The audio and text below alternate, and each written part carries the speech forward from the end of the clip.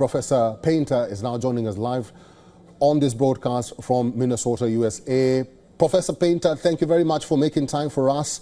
I just want to understand, what are the ramifications or the repercussions when an executive branch of government clashes with the federal judiciary?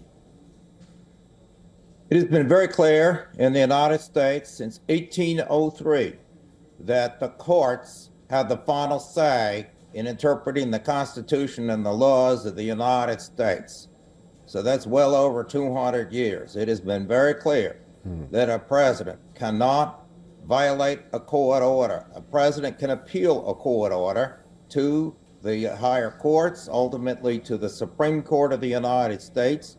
The Supreme Court is standing by for emergency appeals by the president or any other party. But a president of the United States cannot violate an order of the Supreme Court. That's been very, very clear. No one has made any intelligent argument that I've seen that the Constitution would allow that. We've seen a few extremists argue, extremists of the far left and the far right, that somehow a president can ignore a court order. That's just simply not true. Professor Painter, so what happens next now? Because this battle seems to be ongoing and seems to be instigated by Donald Trump himself, the head, the president of the United States. So what will happen if this continues unabated? Nothing happens. Well, thus far, the president has not violated an order of the United States Supreme Court. If he were to do so, there would be a very strong rebuke from the U.S. Supreme Court. The Supreme Court, of course, doesn't have the power to have the president arrested or removed from office or anything like that.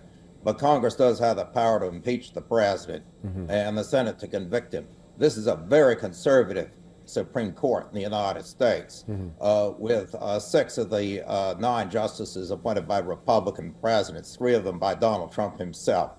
If Donald Trump gets into a power clash with the U.S. Supreme Court, he could easily get impeached by the U.S. House. He could be removed by the Senate.